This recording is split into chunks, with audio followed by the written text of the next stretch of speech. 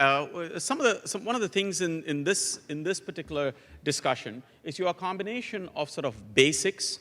So Arun talked to you about blockchain and upcoming technology that can string together performance across various companies, which is a new capability that is sort of emerging. Roy talked about starting with the basics, starting with lean and building up from there. And Angus picked up on what Corey already talked about, which is on preparing the organization and getting everybody ready to sort of engage. So I thought for the members of the panel, I thought I'd try to get you, what I was trying to think about it, how do you thread a narrative between your three talks? So how do you see these connecting up together? Because you see blockchain as something everybody's still thinking about and emerging. You see lean and the build-up at the individual level. And then you talk, and Angus talked to us about motivating the employees. Is there a connection? Is there a blockchain through all the people in an organization?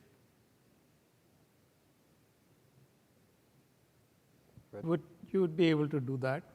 Sorry? Put all the people in the organization on blockchain, yes. Yes. And it all depends on privacy and what kind of information you capture.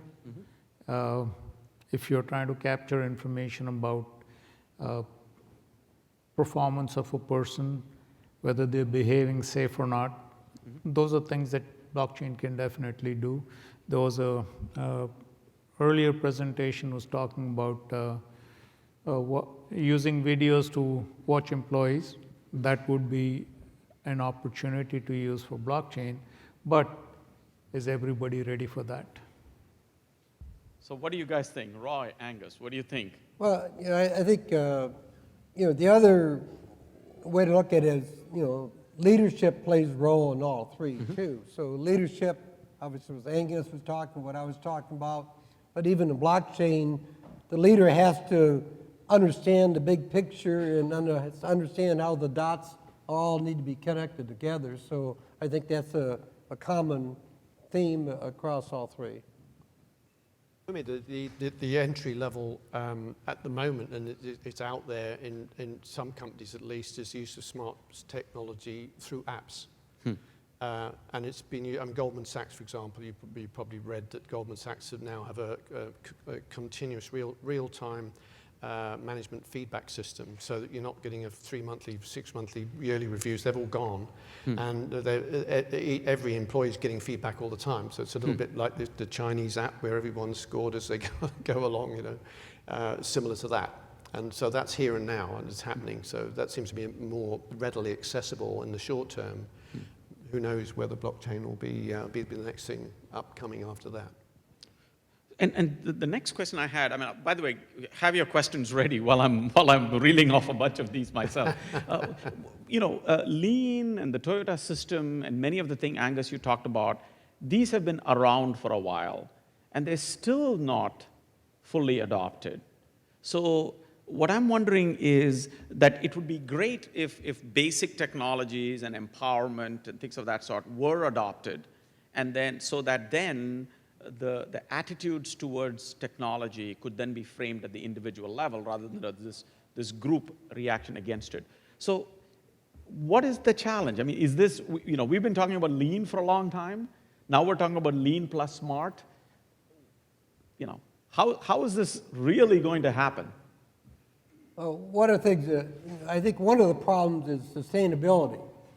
I think, I've talked to several companies that have started on the lean path, then there's a change in management or, people maybe go through a crisis where the economy slows down and they have to backtrack and revert back to some of their own methods. So I think even with the smart technology, I think, there's a hard to sustain things. Maybe, someone comes in and implements something new, then they move on to a better job, and the new person comes in and decides that's not the game they want to play and moves on to something else. So I think sustainability is probably one of the real issues in business today.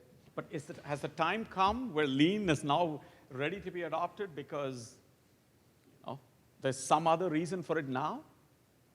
Yeah, I think the time is now, and obviously a lot of companies have been working at it for years. So I don't think it's something that people want to avoid, but it takes a change in leadership, not changing, but awareness of leadership that need to be persistent and pursue the practices. Yeah, certainly. I mean, management needs to have confidence. Our job is to inspire confidence, disseminate the success stories, the narratives of success, and make it perfectly clear that in 5 to 7 years' time, smart technology is either an opportunity or it's the end of your business. However successful you are today, the chances are your business is gone in 5 to 7 years. That's the sort of time frame we're talking about. And so if you're not up to speed with lean, you're definitely not prepared for the full extent of where the IoT is going to take us, sensors, IoT, big data, all of that. You're definitely not going to be able to embrace that. So it's really about confidence, and that's all of our jobs in this room, is to go out and convert people and get the conviction that we need. And then after that, it's about focus. We're all of us distracted. I'm old enough and grey-haired enough to remember the days when I had staff, just administrative staff, secretaries, people who look after my travel arrangements and stuff like that. Now, very few executives, unless you work for American government, you don't get this support. You're organising your own flights, you're organising your own everything, right? Your hotels and stuff. You don't have that support. We are massively distracted by so many pressures, at an unbelievable level. And the answer is we have to focus on something to keep the focus. Now, Gabe Widenose, sitting over there, is a demonstration of somebody in his company who's focused on specific things and achieves them. If you don't focus, you don't get a result. So if you take one thing away, focus on one thing and stick with it.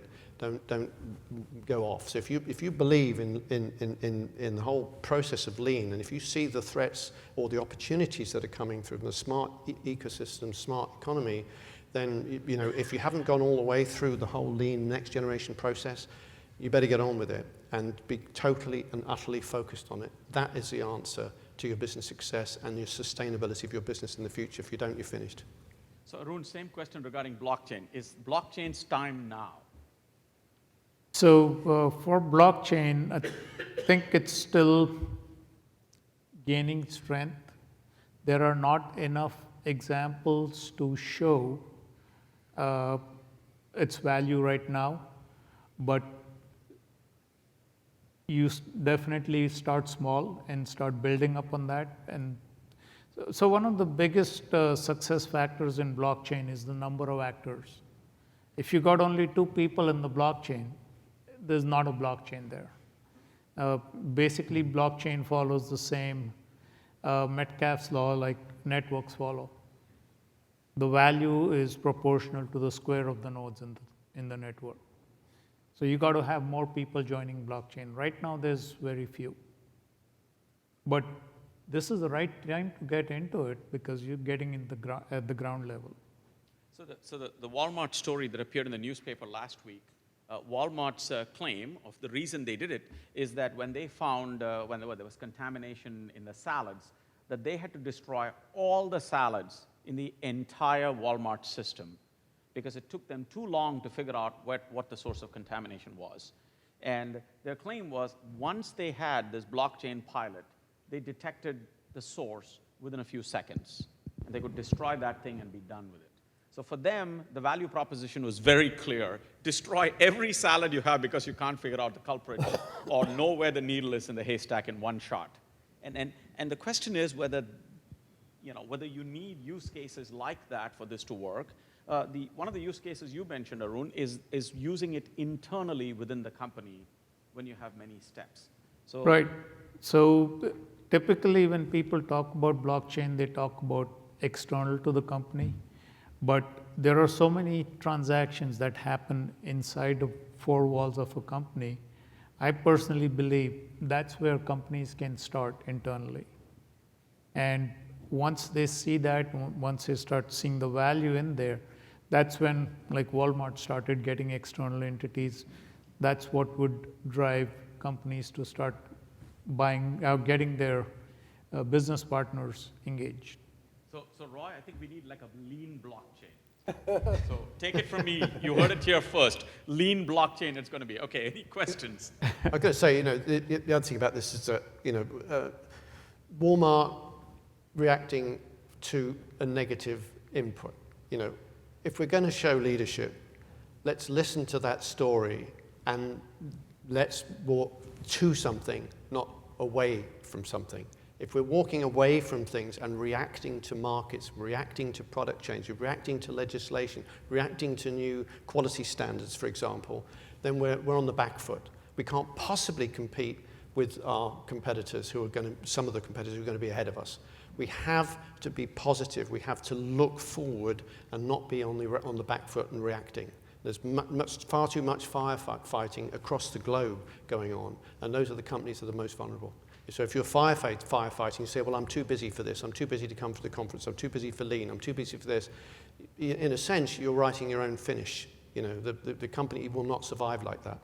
We have to be focused and pushing forward in a positive way towards the next step, not reacting to negatives. Okay. So questions from the audience? Surely you must have questions. Because otherwise you'll have to hear mine. So I guess I'm trying to understand blockchaining still. I'm a student here at Purdue, but one of my questions would be, do you see a value add in the, I would say like a higher risk activity, such as if you think of like aircraft maintenance, and trying to quickly identify potentially faulty parts or even faulty craftsmanship? And would blockchain solve that issue where they would be able to quickly track who put the part on, where the part came from, and trying to identify systematic issues across a entire fleet of aircraft? Yeah, so the provenance capability of blockchain will let you track all the parts that go through the blockchain from wherever they start to where they end. If you start putting the work activities in the blockchain, work completion, for example, a technician completes something. When the technician starts and completes, both can have a blockchain transaction. You can record that. And when you see, when you can use the blockchain data to predict a potential failure, you can work prior to the failure actually happening, and then take the component of the fleet that has parts from that lot, for example, or that technician's work around that time frame, and put that for additional checks.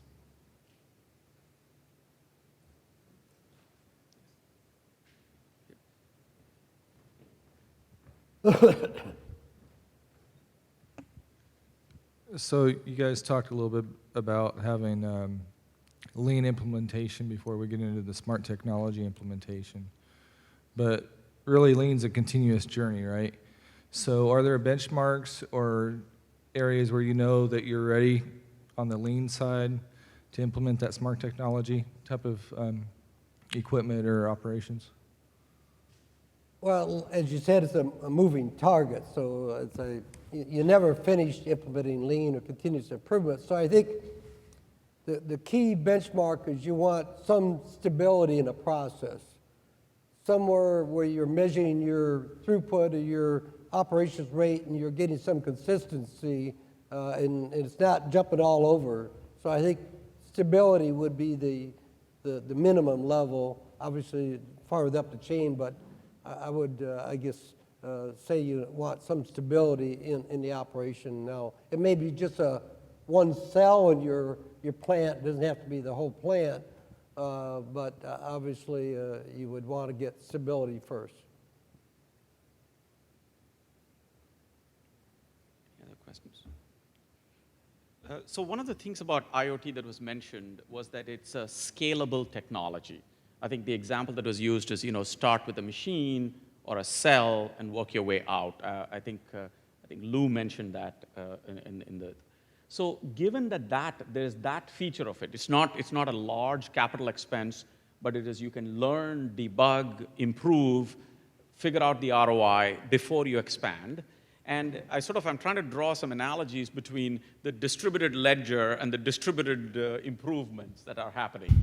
So is there, it almost seems as if the days of when you had one big mainframe you needed to buy or one big capital expense have been reduced to, I don't know whether it's called death by 1,000 cuts or what it is, but there's a lot of little things that need to be put. Every one of these things have to gather data and be improved, and you're not going to get, even if you put 1,000 sensors, you're not going to get the improvement because you're going to fight the battle for every individual sensor and the data it uses. So I'm trying to see if there's some sort of a gestalt that can be there which says that this is a different problem. This is a different management problem because to leverage the benefits, you need the person in the front line to be using the data.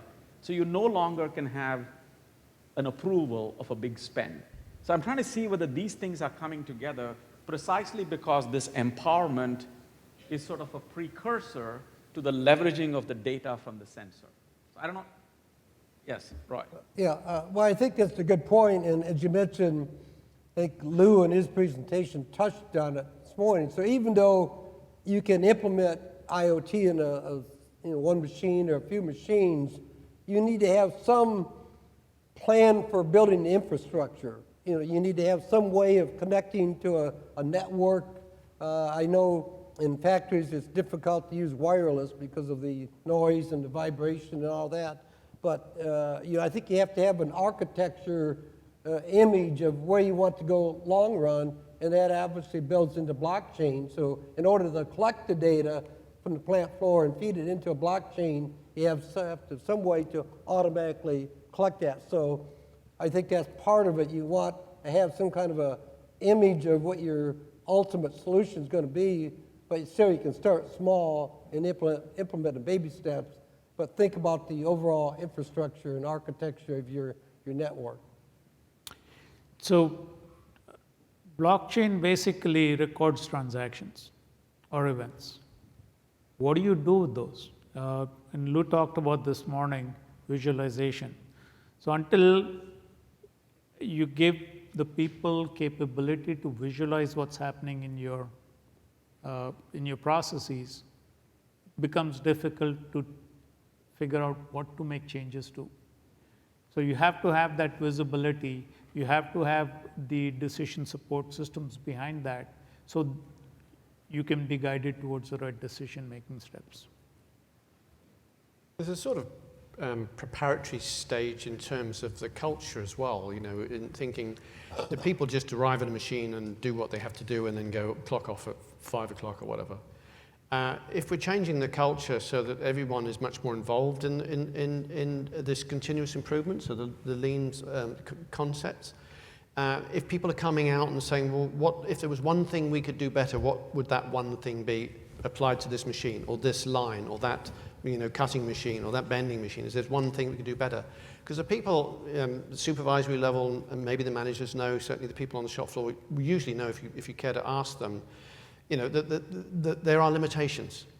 And when you're picking something to do as that baby step that Roy calls it and you referred to as well, then you might as well pick something where there is, on the shop floor, there is, everybody agrees that this needs sorting. Corey mentioned, this 100-yard piece of kit for transfer as being an issue. It's the rate limiting step.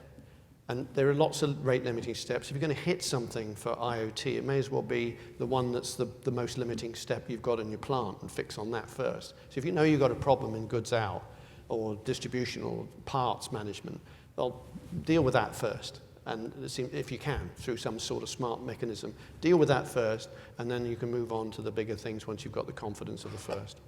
Okay, excellent. So let's stop at this point. Let's thank our speakers. Let's thank Roy, Arun, and Angus. I'm getting ready to introduce our next speaker.